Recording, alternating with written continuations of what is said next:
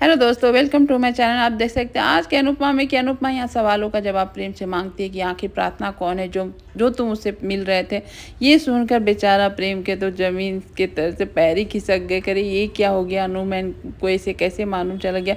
लेकिन वो वहाँ से भाग जाता है कोई काम के बहाना को लेकर। लेकिन अनुपमा एकदम से वो कर लेती है कि मुझे तो कैसे भी सवालों का जवाब चाहिए, ये प्रेम नहीं तो प्रार्थना से ही मैं पूछूंगी। अब प्रार्थना को इधर फ़ोन करके बोलता है कि मेरे बारे में किसी को कुछ मत बताना, और नहीं चाहता है कोई जाने। और यहाँ पर अनुपमा को बा एकदम से बुलाती कि घर आओ। ये सुनकर अनुपमा हड़बड़ा के घर आती है। बा से पूछती क्या हुआ बा, सब तो ठीक है ठीक है।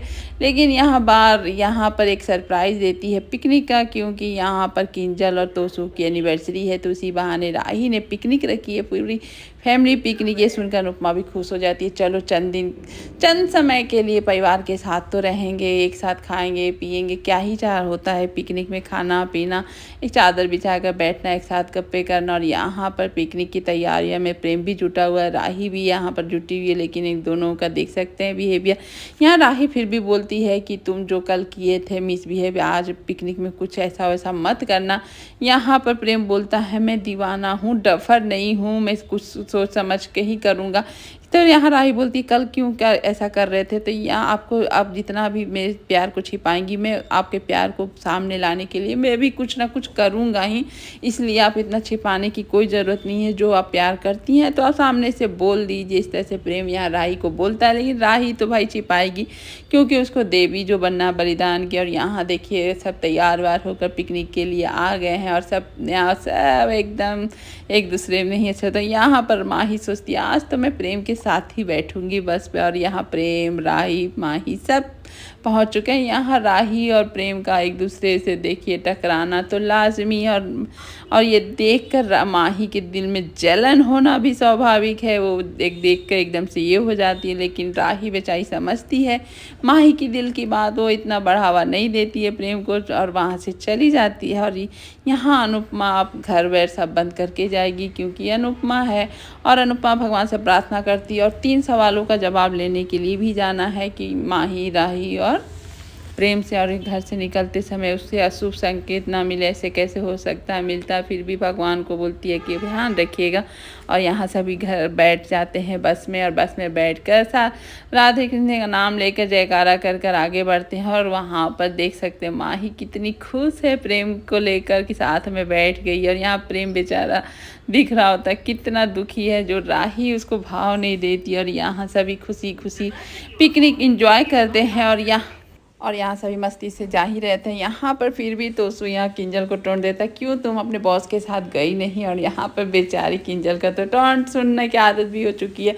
फिर यहाँ पर अंश गेम के लिए करता है कि चलो गेम खेलते जाते हैं। सब एक दूसरे का नाम लेना होता है, जो नाम नहीं ले पाएगा वो गेम से आउट हो जाएगा। यहाँ सभी नाम ही ले लेते हैं। तो यहाँ प्रेम के मुँह से प्रार्थना का नाम निकल जाता है। और ये सुनकर अनुपमा जानती है प्रार्थना कौन है, तो वो चौंक जाती है कि आखिर प्रेम और प्रार्थना का क्या रिश्ता है, और प्रेम क्या छिपा रहा। बेचारा प्रेम फिर फंस जाता है, वहाँ चुप हो जाता है। लेकिन फिर यहाँ पहुँच जाते हैं रिजॉर्ट। और यहाँ पर देख सकते हैं माही को तो ये सीन चाहिए ही चाहिए था, और राही भी ये सब देख रही होती है। लेकिन यहाँ पर पहुँचकर जब वो प्रेम एक बोर्ड देखता है गायत्री निवास का, तो एकदम से ये हो जाता। और ये देखकर प्रेम का रिएक्शन एकदम से समझ में नहीं आता को क्या हो गया। और उसको ऐसा लग रहा होता है जैसे उसका अपनी माँ का घर है और वो अपनी घर आ गया हो। और ये देखकर अनुपमा भी ये देखकर प्रेम का ये बिहेवियर सोच नहीं पा रही है, और बोलती है कि क्या हुआ। तो वहाँ से भी प्रेम बात को टाल देता है। अनुपमा समझती है कि वो कुछ ना कुछ छिपा रहा प्रेम, जो कि अनुपमा को बता नहीं रहा है। और यहाँ सभी रिजॉर्ट पहुँचते हैं, सबको पसंद आता है ये घर, सब खुश होते हैं। और यहाँ अनुपमा उन लोगों की खुशी देखकर खुश हो जाती है। लेकिन बेचारा प्रेम खुश नहीं हो पाता है, क्योंकि वो जिस चीज़ से दूर जा रहा था वही चीज़ उसके पास आए जा रही है। और एक पेंटिंग होती है जिस पर एक माँ बाप और एक बच्चे की पेंटिंग होती है, उस पर प्रेम का नाम लिखा होता है। तो यहाँ पर पूछती है पर ये प्रेम देखो तुम्हारा नाम लिखा हुआ है, ये कैसे हो, तुम लगता है जैसे तुम्हारा घर हो, लेकिन घर तो लग रहा है यहाँ प्रेम का ही है। और ये सब देखकर एकदम से अनुपमा भी समझ नहीं रही होती है कि प्रेम आखिर इस तरह का बिहेव क्यों कर रहा है, क्या उसके मन में चल रहा है, क्या नहीं चल रहा, वो कुछ बता भी नहीं रहा है। और यहाँ पर देख सकते हैं सभी यहाँ पर सब तैयार होते हैं। यहाँ अनुपमा पूछना भी चाहती है प्रेम से तो नहीं बता पाता, लेकिन जैसे ही सबको पता चलता है कि यहाँ बावर्ची खाना बनाने के लिए, तो बाप बोलती क्यों तब बावर्ची को साथ में लाई, तो अनुपमा बोलती है प्रेम हमारे घर का सदस्य है तो आएगा ही आएगा।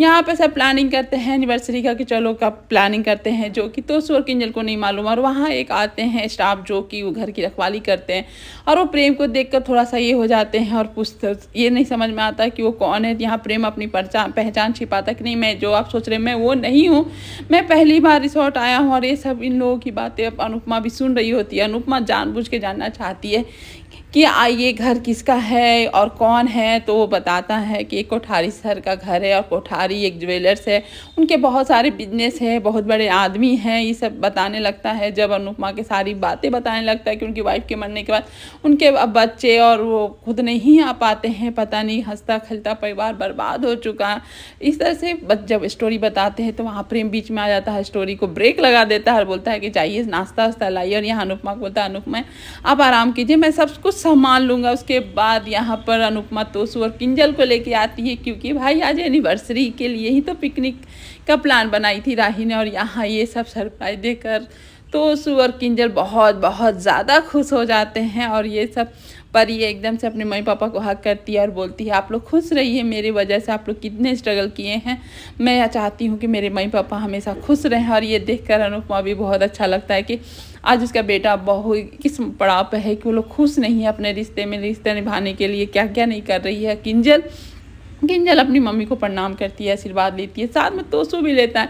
यहाँ अनुपमा उन दोनों के तिलक लगाती है और उन लोग एक दूसरे को वरमाला पहनाते हैं। ये देख के सच में एक पति पत्नी के लिए बहुत बहुत अच्छे पल, सुनहरे पल होते हैं, जो कि हर पति पत्नी को ये मनाना ही चाहिए। और इसी तरह से मनाना चाहिए कि अपने हर प्यार जिस वजह से कि वो प्यार का एहसास हमेशा बना रहे। सब इस तरह से सेलिब्रेट करते, सब एक गिफ्ट देते हैं किंजल को, किंजल सबको थैंक यू बोलती है, उसकी आंखों में आंसू आ जाता है कि आप लोगों ने मेरे लिए इतना खास कर दिया। यहाँ अनुपमा बोलती है कि सब कुछ है। और दोनों को अनुपमा के आंचल का सहारा लेना पड़ता है और आंसू पोंछना पड़ता है। साथ में तोसू को भी ये देख अनुपमा कैसे ना इमोशनल हो, भाई बच्चा है वो तोसू, उसका गले लगाती है। तोसू आज पहली बार इतना रोते हुए दिख रहा होता है, वो एकदम से रोने लगता है। यहाँ अनुपमा समझाती है कि पति पत्नी एक ऐसा रिश्ता होता है कि एक समान कभी नहीं हो सकता है, हर पड़ाव पे हर मोड़ पर कुछ ना कुछ होता ही रहता है, बस हमें संभालना होता है और अपने प्यार के एहसास को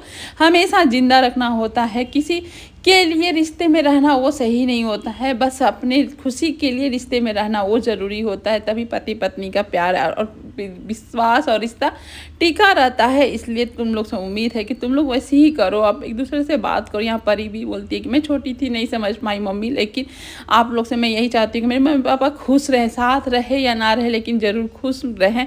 यहाँ ये सुनकर किंजल तोसू एकदम से इमोशनल हो जाते हैं। यहाँ अनुपमा उन लोगों को समझाती है कि तुम लोग एक दूसरे से बात करो, कहाँ कमी है क्या नहीं, तुम लोग रह पाओगे नहीं रह पाओगे साथ में, इस तरह से बात करो।